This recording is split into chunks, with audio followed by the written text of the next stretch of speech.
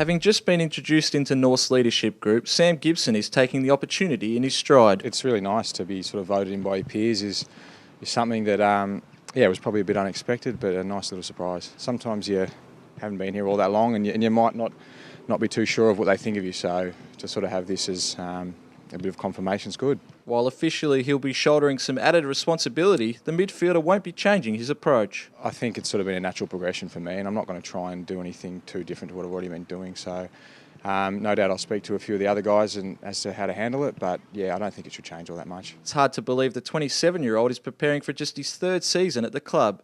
He's already held in high regard by both his teammates and coaches. Guys like Sam Gibson, who sets almost a Brent Harvey-like example in the way he prepares himself to play football. He's proof that hard work trumps talent. And that's certainly not to say that Sam doesn't have an enormous amount of capability, because he does.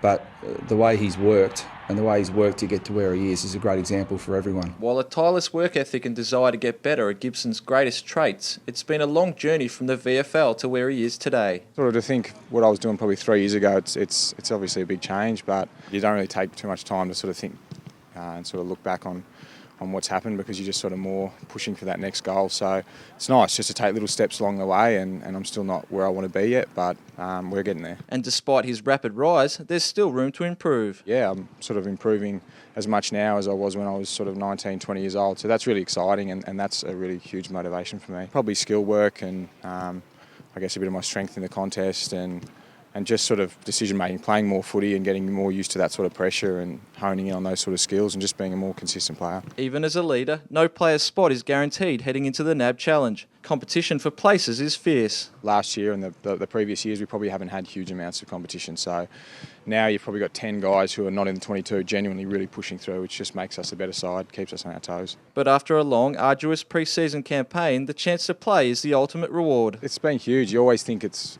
getting bigger and bigger and bigger, but they keep throwing loads at us and they keep throwing solid days at us, and we keep backing up and keep getting through. So we trust those guys to give us as much as we need to get us through the season. When the footy starts, all the sort of the long trainings stop and we get into that sort of train and recovery mode. So that's what we all play for. We don't play to run around the oval and to death almost. So yeah, can't wait to get the footies out. Rob Burton for nmfc.com.au.